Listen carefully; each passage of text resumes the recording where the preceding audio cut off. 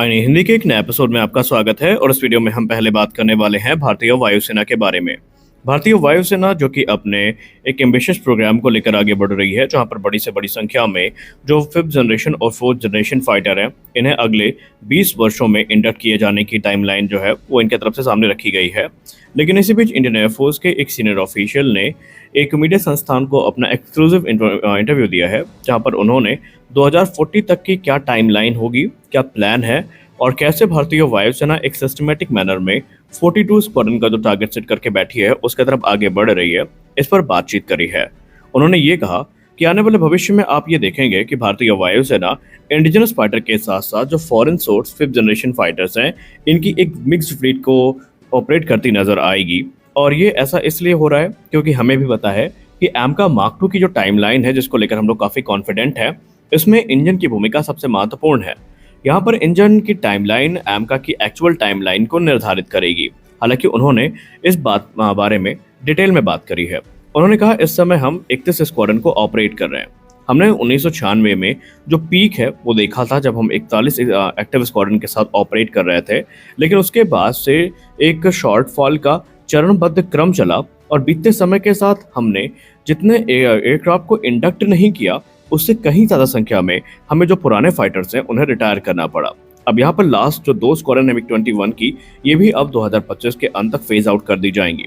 Potentially अगर आप देखें तो हम यहाँ पर सिर्फ 29 जो स्क्वाड्रन हैं, इनकी स्ट्रेंथ को लेकर के ही आगे बढ़ रहे हैं और ये 1965 के तुलना में अब तक लोवेस्ट है। इन्होंने ये भी कहा कि ये जो डिप्लीशन हो रहा है फ्लीट में, इसका सीधा प्रभाव भारतीय वायुसेना की ताकत पर पड़ रहा है। MiG-21 तो सिर्फ एक शुरुआत है। भविष्य में जैगुआर, मिराज और MiG-29 को भी हमें टाइम से रिप्लेस करना पड़ेगा, अन्यथा उनका भी वही हश्र होगा जो MiG-21 का हुआ था और हम ये बिल्कुल भी नहीं चाहते। एक तरफ जहां चाइना इस समय अपनी जो स्क्वाड्रन है उसको मजबूत कर रहा है और पाकिस्तान को लगातार फाइटर जेट्स दे रहा है, तो हमारे ऊपर जो दबाव है वो अतिरिक्त रूप से सामने आया है और हम 42 स्क्वाड्रन के टारगेट को इस समय काफी गंभीरता के साथ लेकर आगे बढ़ रहे हैं। उन्होंने ये भी कहा कि हम ये चाहते हैं कि ये जो नीड है हमारी, ये 2035 तक एक जो रिजल्ट है वो दिखाना शुरू करे। उन्होंने कहा हमारे बहुत सारे प्रयास रहे हैं, जहां पर आपको तेजस मार्क 1, तेजस मार्क 1A और तेजस मार्क 2 के साथ साथ जो MRFA है वो देखने को मिला है। हालांकि MRFA में कोई मेजर डेवलपमेंट नहीं हुआ है, लेकिन भारतीय वायुसेना के अधिकारी का यह मानना है कि जिस हिसाब से भारतीय वायुसेना अपने इंडिजिनस ब्रांड को लेकर आगे बढ़ रही है, 2035 तक उनको इस बात की उम्मीद है कि अगर MRFA, तेजस मार्क 2 और तेजस मार्क 1 अपने टाइमलाइन पर बने रहते हैं तो 2035 से 36 तक भी हम 35 स्क्वाड्रन से 36 स्क्वाड्रन तक पहुंच सकते हैं। वहीं पूरी 42 स्क्वाड्रन के लिए हमें 2040 या उससे थोड़ा ज्यादा वेट करना पड़ सकता है। उन्होंने कहा कि इस समय 42 स्क्वाड्रन को रीच करना हमारे नॉन निगोशिएबल है। हम ये चाहते हैं कि किसी भी प्रकार से हमें तकरीबन 400 से ज़्यादा जो नए फाइटर्स हैं वो अगले 15 साल में मिल जाएं। ऐसे में हम इंडिजिनस के साथ साथ जो इम्पोर्टेड वंस हैं उनके तरफ भी देख रहे हैं। अब फिफ्थ जनरेशन फाइटर की जहां तक बात रही, तो भारतीय वायुसेना के अधिकारी ने कहा कि 2040 तक आप देखेंगे कि भारतीय वायुसेना की फ्लीट में 25% या उससे ज़्यादा आपको फिफ्थ जनरेशन फाइटर्स देखने को मिलेंगे। इसमें आपको रफली जो एक अनुमान है उसमें भारत का एमका तो देखने को मिल ही जाएगा, जो कि 2035 से प्रोडक्शन में उतरेगा सीरियल प्रोडक्शन में। और उसके अलावा आपको लिमिटेड नंबर्स में या एक डिसेंट नंबर में जो फॉरेन फाइटर्स हैं, जिसमें Su-57 के चांसेस सबसे ज़्यादा हैं, वो भी ऑपरेट होता नजर आएगा। Su-57 हमारे लिए उस गैप को फिल करने के लिए बहुत ज़रूरी है जो इस समय क्रिएट हुआ है। और आपको पता ही है कि इस समय फिफ्थ जनरेशन की जो भूमिका है वो अपने आप में बहुत ही ज़्यादा महत्वपूर्ण है। रही बात इंडिजिनस एमका की, तो ये 25 टन वजनी ट्विन इंजन स्टेल्थ फाइटर जो कि आडा की तरफ से विकसित किया जा रहा है, जिसके लिए मार्च 2024 में 15,000 करोड़ रुपए की राशि आवंटित करी गई थी, ये अपने प्रोटोटाइप डेवलपमेंट फेज में पहुंच चुका है। इसकी पहली उड़ान को इंडियन एयरफोर्स लगातार ट्रैक कर रही है, जो कि 2028 के लिए शेड्यूल करी गई है।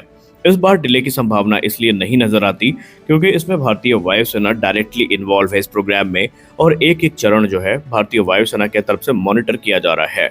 उनको इस बात का पूरा भरोसा है कि एमका मार्क 1 2035 में सीरियल प्रोडक्शन में उतरेगा और एमका मार्क 2 भी अपने इंजन के उपलब्धता के साथ ही प्रोडक्शन में उतारा जाएगा। हालांकि उन्होंने ये संभावनाएं जताई कि अगर हमको ऐसा प्रतीत हुआ कि भारतीय वायुसेना को एमका मार्क 2 में मिलने में डिले है, तो वो एडिशनल स्क्वाड्रन जो मार्क 1 की है उनके साथ जा सकते हैं, ताकि भारतीय वायुसेना की जो नीड है, जो टाइमलाइन है, वो मिस ना हो सके। रही बात फॉरेन फिफ्थ जनरेशन एक्विजिशन की, तो इस गैप को ब्रिज करने के लिए इंडियन एयरफोर्स इस समय ओपनली जो फिफ्थ जनरेशन फाइटर्स है इनको इंपोर्ट करने के लिए अपना पक्ष रख चुकी है। और इसमें जो SU-57 है जो कि F-35 की तुलना में ज़्यादा सस्ता भी है और TOT के साथ हमें यहाँ पर ऑफर किया गया है, इसको भारतीय वायुसेना देख रही है। और अगर सब कुछ सही रहा और रूस के साथ हमारी बातचीत सही रही और FGFA वाला हाल फिर से ना हुआ, तो फिर हमें SU-57 लिमिटेड नंबर्स में ही सही पर आते दिखाई पड़ सकते हैं। लेकिन इसके लिए हमें बहुत सारे उतार चढ़ाव का सामना करना पड़ सकता है। इसमें जियोपॉलिटिकल टेंशन और काटसा सैंक्शन की जो तलवार है वो भी लटक रही है। लेकिन फिर भी इंडियन एयरफोर्स का प्रयास है कि वो अपनी इट्स नीड को पूरा करने के लिए जो प्लान बनाए गए हैं उस पर बनी रहे। अब सवाल ये उठता है कि भारतीय वायुसेना के इन अधिकारी का जो बयान है वो कितना प्रैक्टिकल है। आइए जानते हैं। देखिए, अब हम एक एक करके प्रोग्राम्स के करंट स्टेटस को देखते हैं और ये हम जानते हैं कि क्या वाकई 2040 का ये जो टारगेट है ये हम अचीव कर पाएंगे। बात करते हैं तेजस मार्क 1 से। तेजस मार्क 1 का ऑर्डर 2021 में दिया गया था और 2025 का इस समय सितंबर महीना चल रहा है और हमें अभी सिंगल फाइटर भी डिलीवर नहीं हुआ है। हाँ, इंजन की डिलीवरी शुरू हो गई है, अगस्त की टाइमलाइन भी मिस हो चुकी है, लेकिन सितंबर में इसी महीने अंत तक हमें 5 F404 इंजन मिलेंगे। इस बात की पुष्टि GE ने खुद कर दी है। अब यहाँ पर माना जा रहा है कि इंडियन एयरफोर्स डे का वेट किया जा रहा है जब ऑफिशियली तेजस मार्क 1 को कमीशन कर दिया जाएगा। हालांकि 8 से 10 फाइटर जेट तैयार है कैटेगरी B इंजन के साथ, उन्हें नए इंजन से इक्विप करके सीधा डिलीवर किया जाना है। और उस हिसाब से अगर हम देखें तो इनका प्रोडक्शन भी काफ़ी रैंप अप हुआ है। HAL की प्रोडक्शन फैसिलिटी तीनों मिलकर 24 एयरक्राफ्ट तक बना सकती है और ऐसा माना जा रहा है कि 2028 से 29 तक इन ऑर्डर्स को पूरा करने का जो टारगेट है वो सेट किया गया है। उसके बाद एडिशनल 97 जेट्स को मंजूरी मिली है, यानी कि उनकी डिलीवरी भी 2032 तक पूरे किए जाने का जो टारगेट है वो रखा गया है, या 2032 से 35 तक जो सारे एयरक्राफ्ट है वो डिलीवर कर दिए जाएंगे। उसके बाद बारी आती है तेजस मार्क 2 की। तेजस मार्क 2 की इस समय डिले को लेकर एक खबर सामने आई थी जिसको HAL के सोर्सेज ने नकार दिया है और कहा है कि वो जो 2027 के रोल आउट की आप बात कर रहे हैं वो निराधार है। हम उसी टाइमलाइन पे बने हुए हैं जिस पर हम पहले बने हुए थे, यानी कि ये मान सकते हैं कि 2032 तक या 2031 तक तेजस मार्क 2 का जो प्रोडक्शन है वो शुरू कर दिया जाएगा। और रही बात AMCA की, तो AMCA मार्क 1 के बारे में हमने आपको पहले भी बताया है।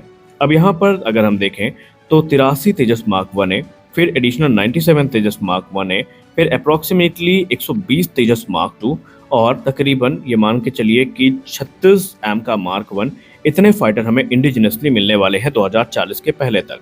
अब रही बात MRFA की, तो MRFA पे कोई मेजर डेवलपमेंट नहीं है, सिर्फ मीडिया रिपोर्ट्स के हवाले से बात कही गई है।